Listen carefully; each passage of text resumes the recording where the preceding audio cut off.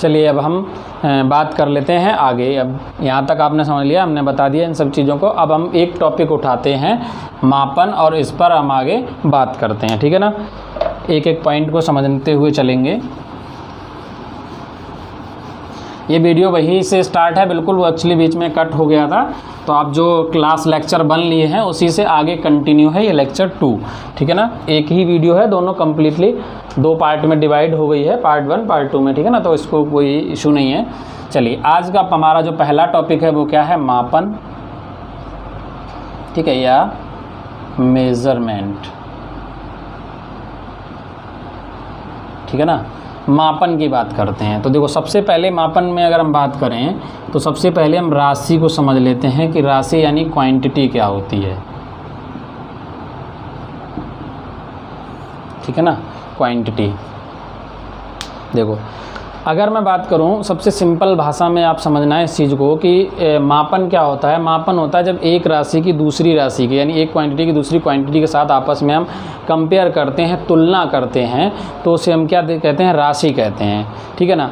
जैसे अगर मान लो एग्जाम्पल के तौर पे मैंने कहा कि यहाँ से मान लो कोई एक पॉइंट है, ए ले लेते हैं हम, जिस टाइम है मान लो गाज़ियाबाद में हैं, ठीक है। अब गाज़ियाबाद से मैंने बोला आपको कि बुलंदशहर तक की डिस्टेंस बतानी है आपको, यानी दूरी बतानी है, यहाँ से इस बीच तक की हमें क्या बतानी है, दूरी बतानी है। तो अगर मैं कहूँ सबसे पहली चीज़ दूरी बतानी है, तो अगर कोई व्यक्ति कह देता है कि मान लो ये दूरी है कितनी, 40 है, तो आप एक चीज़ समझ पाए होंगे, यहाँ पर 40 कहा तो आप उससे क्वेश्चन करेंगे ये 40 क्या है, किलोमीटर है या माइल है या फिर मीटर है या सेंटीमीटर है, ये सब चीज़ें होगी, यानी क्या होगा, तो बताएगा आंसर क्या है कि ये किलोमीटर में है। एक एग्जांपल है, दूरी कितनी है उससे फ़र्क नहीं पड़ता, मैं एग्जांपल समझा रहा हूँ कि गाज़ियाबाद से यानी बुलंदशहर की दूरी मान लो हमने क्या बोला 40 किलोमीटर है। तो इसमें एक चीज़ समझना, ये जो 40 होता है ये क्या होता है, ये उसकी न्यूमेरिकल वैल्यू होती है। ये क्या है, न्यूमेरिकल वैल्यू है, अर्थात हिंदी में से कहते हैं हम संख्यात्मक मान है। क्या है, संख्यात्मक मान है। दूसरा जो ये किलोमीटर है ये उसका क्या है, यूनिट है, अर्थात ये क्या है, यूनिट यानी मात्रक है, ठीक है। तो एक चीज़ समझ आई कि जब मापन करते हैं किसी भी राशि का, तो मापन के लिए 2 चीज़ों की आवश्यकता होती है। किसी भी राशि का अगर आप मेज़रमेंट करते हैं तो उसके लिए क्या होगा, 2 चीज़ों की आवश्यकता होगी। वो 2 चीज़ें कौन कौन सी होती हैं, नंबर 1 संख्यात्मक मान या numerical value, and second is unit, अर्थात मात्रक। Is it clear. यानी कि कभी भी किसी भी राशि का आपको मापन करना है तो 2 चीज़ों की आवश्यकता होगी। और सिंपल भाषा में कहें तो पहली क्या है, वो न्यूमेरिकल वैल्यू यानी संख्यात्मक मान, और दूसरी क्या होगी, यूनिट, यूनिट यानी कि मात्रक। Is it clear. 2 चीज़ों की आवश्यकता होती है, एक तो आपका न्यूमेरिकल वैल्यू हो गया और दूसरा क्या हो गया, उसका यूनिट हो गया। Is it clear. यहाँ तक आप लोगों ने समझ लिया होगा। अब हम बात कर देते हैं राशि की। तो राशि जो होती है ना, ये भी क्या होती हैं, 2 प्रकार की होती हैं। नंबर 1 मूल राशियाँ, ठीक है। मूल राशियों पे अगर हम बात करें तो ये इन्हें क्या कहा जाता है, फंडामेंटल क्वांटिटीज़ कहा जाता है। और दूसरी होती हैं व्युत्पन्न राशियाँ, ठीक है, व्युत्पन्न राशियाँ, ये डेराइव्ड क्वांटिटीज़ होती हैं, ठीक है। ये क्या है, फंडामेंटल, और ये क्या है, डेराइव, ठीक है। सबसे पहले हम बात कर लेते हैं फंडामेंटल क्वांटिटीज़ पे, ठीक, मूल राशियों पर। तो मूल राशियाँ क्या हैं, ये वे राशियाँ हैं जो एक दूसरे से कैसी होती हैं, मूल राशियों की अगर हम बात करें, वे राशियाँ जो पूर्णतः कैसी होती हैं, स्वतंत्र होती हैं। पूर्णतः क्या होती हैं, स्वतंत्र होती हैं, स्वतंत्र होती हैं, अर्थात इनके मापन के लिए किसी भी अन्य राशि की कोई आवश्यकता नहीं हो, उन्हें हम क्या कहते हैं, मूल राशियां कहते हैं, ठीक है। इतनी चीज़ समझ पा रहे हैं आप। मूल राशियां क्या, वे राशियां जो एक दूसरे से कम्प्लीटली फ्री हैं, स्वतंत्र हो, किसी दूसरी राशि की उन पर आवश्यकता नहीं हो। चलो मैं इसमें से ये वाला पॉइंट मिटा देता हूँ, आप लोगों ने नोट कर लिया होगा कि अगर किसी राशि का मापन करना है तो 2 चीज़ें, एक संख्यात्मक मान, दूसरा उसका मात्रक, है ना।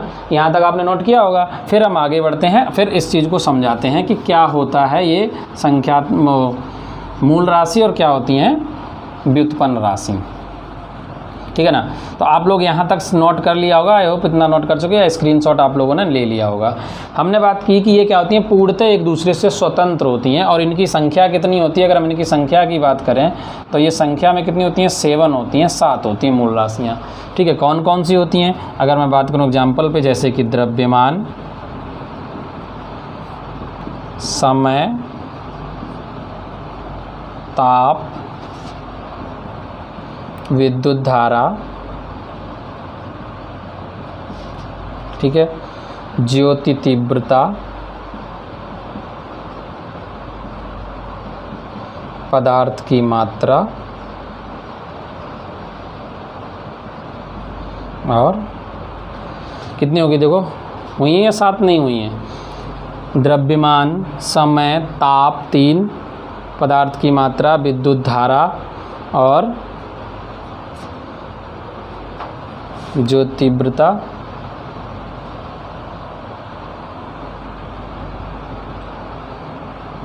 और एक होती है लंबाई,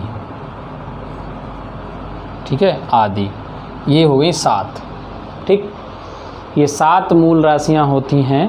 अब अगर हम इसी में कह दें, कोई अगर कहता है कि मूल मात्रक क्या होते हैं, तो वे मात्रक जो मूल राशियों के मापन के लिए प्रयुक्त किए जाते हैं। मैंने अभी को बताया आपको कि कोई भी राशि हो उसके मापन के लिए 2 चीज़ों की आवश्यकता होती है। नंबर 1 क्या होती है, उसका संख्यात्मक मान, numerical value, and second is क्या होता है, आप लोग बताओ सेकेंड क्या होता है। सेकेंड होता है उसका मात्रक। ठीक, अब हमने कहा जब ये 7 मूल राशियां हैं तो इनके मात्रक भी होंगे।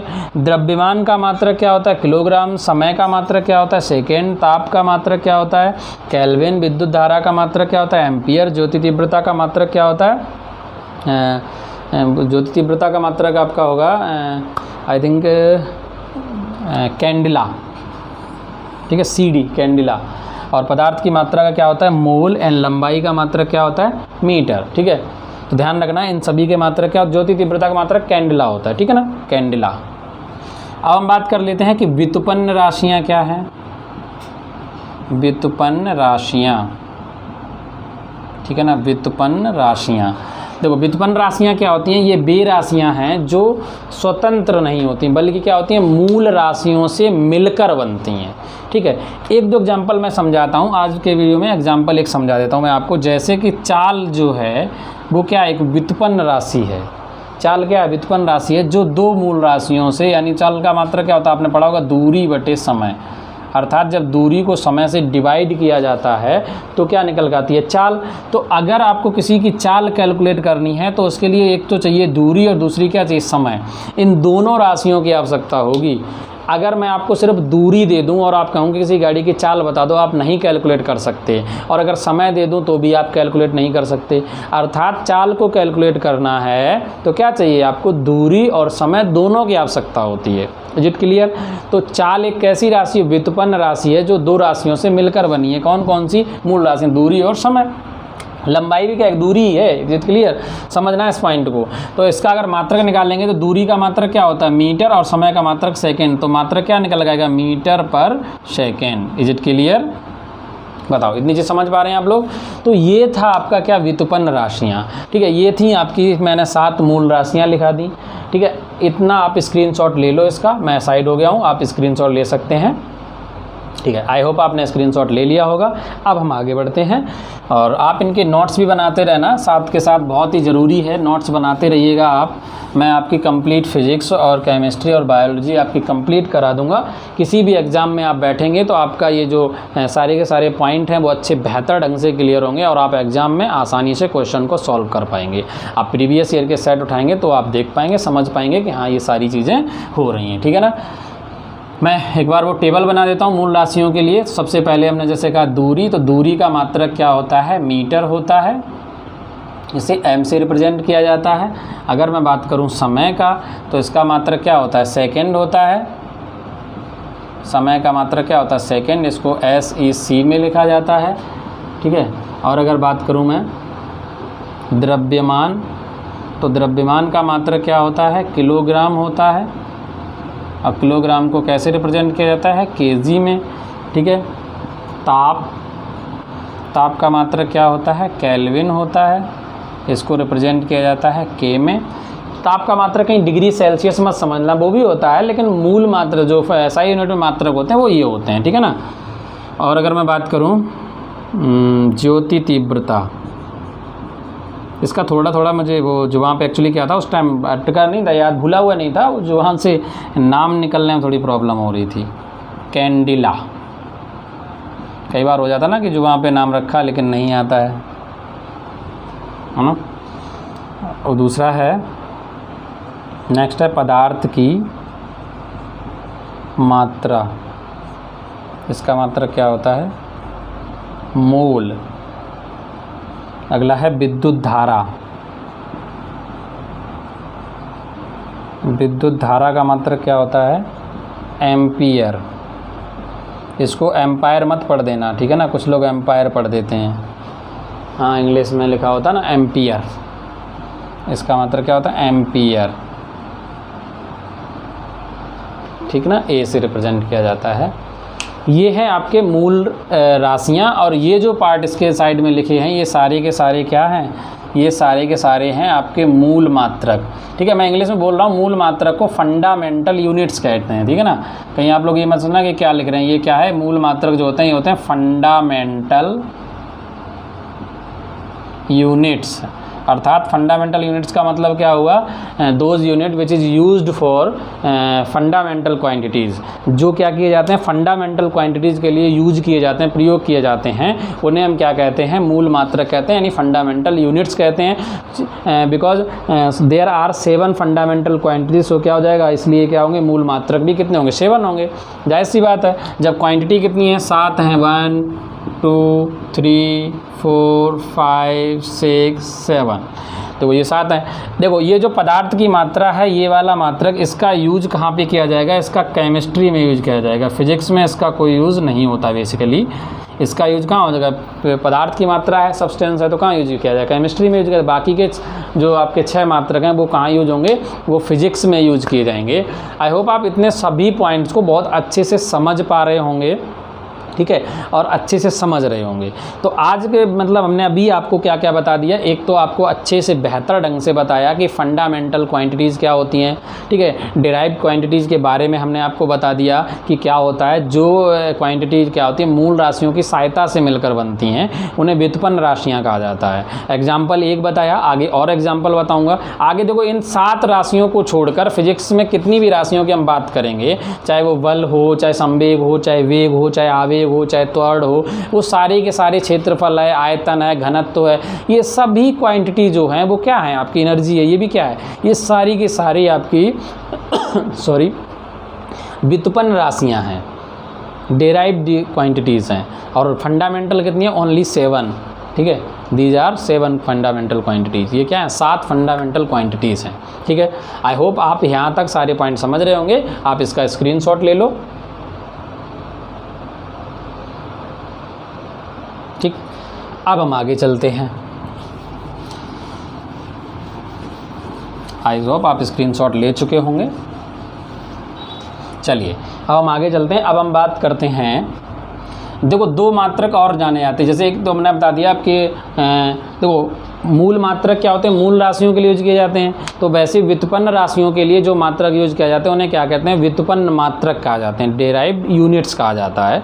ऐसे ही कुछ पूरक मात्रक और होते हैं, ठीक है ना। पूरक मात्रक, या कुछ लोग संपूरक भी कहते हैं ना, ठीक है। सप्लीमेंट्री यूनिट्स कह सकते हैं या कॉम्प्लीमेंट्री यूनिट, संपूरक भी कह सकते हो इन्हें। कई बुक में संपूरक भी लिखा जाता है, या पूरक मात्रक भी कहते हैं। कौन कौन से होते हैं? 1-2 मात्रक होते हैं, इनको याद रखना। एक होता है रेडियन। आप लोगों ने बहुत अच्छे, जब आपने पढ़ा होगा ट्रिग्नोमेट्री अगर मैथ में, तो आपने पढ़ा होगा, इसका नाम सुना होगा। और एक होता है स्टेरेडियन। इन पर हम ज़्यादा चर्चा नहीं करेंगे, बस आपको बता देते हैं कि रेडियन क्या होता है, स्टेरेडियन क्या होता है। रेडियन जो होता है वो क्या होता है? कोण के लिए यूज किया जाता है, ठीक है। और स्टेरेडियन जो होता है ये यूज किया जाता है घनकोण के लिए, घनकोण, ठीक है। अब कैसे कोण समझेंगे, कैसे घनकोण समझेंगे? जैसे मान लो इस तरीके से होता है, ये है, या इस तरीके से है, ठीक है। ये 90 डिग्री मान लो, तो इस डिग्री को जब उसमें रेडियन में चेंज करते तो आपने पता होगा 90 बटे क्या करते हैं, पाई अपॉन 180 से मल्टीप्लाई किया जाता था, तो गुना करते थे, ये कितना आ गया 2, यानी पाई/2 ये किस में चेंज हो गया, ये रेडियन में हो जाता था। आई होप आपको याद होगा, ये थोड़ा बहुत याद है, ये रेडियन में होता था और ये किस में है, डिग्री में है। तो रेडियन में तो ये तो पता है, आपने ये पढ़ा भी होगा, ज़्यादा बताने तो नहीं है, अगर नहीं भी है तो आप इतना याद रखना कि रेडियन क्या होता है, कोण का मात्रक होता है। अब स्टेरेडियन क्या होता है, अब स्टेरेडियन को समझने के लिए समझो, सॉलिड कोण इसे ठोस कोण भी कहते हैं, ठोसीय कोण, घन कोण को ठोसीय कोण भी कहते हैं, अर्थात जो ठोस के अंदर बना हुआ कोण होता है। सपोज दैट ये एक तरबूज है, मान लो तरबूज है या कुछ भी ले लो, तरबूज ले लो, अच्छा समझ में आएगा आपको। उसमें एक क्या करो, एक चाकू डालो और उस चाकू को ऐसे करके घुमा दो, तो एक कौन सा भाग निकल के आएगा, अर्थात जब इस चाकू घुमाओगे तो आप एक के जहाँ पे तक चाकू जाएगा वहाँ से ऐसे पार्ट निकल के आएगा, इस तरीके से ऊपर बन जाएगा। तो ये जो गोल गोल कोण बनता है जाके, यही कहलाता है घन कोण। ठीक है, हमेशा कहाँ बनेगा, सॉलिड में बनेगा। जैसे दो लाइनें अगर ऐसी हैं तो ये जो कोण बनता है ये रेडियन होता है, और जबकि ये चारों तरफ से अगर ऐसे पार्ट निकल के आएगा और इस पूरे गोले को पूरा करो, तरबूज पकड़ो, तरबूज में चाकू डालो और ऐसे करके घुमा दो आप एक बार और निकालो कौन सा निकलेगा। फिर जो एंगल बन रहा है चारों ओर से, वही आपका क्या है, घन कोण है, ठोसीय कोण है, सॉलिड एंगल है। ठीक है, आई होप आप इतनी चीज़ समझ रहे होंगे और आप इसको स्क्रीनशॉट लो, नोट करो। ये दोनों भी हैं, ये ध्यान रखना, ये संपूरक कोण के मात्रक कहलाते हैं, रेडियन और स्टेरेडियन। रेडियन किसका होता है, कोण का, और स्टेरेडियन किसका होता है, घन कोण का, ठोसीय कोण का। आप याद रखना इन चीज़ों को।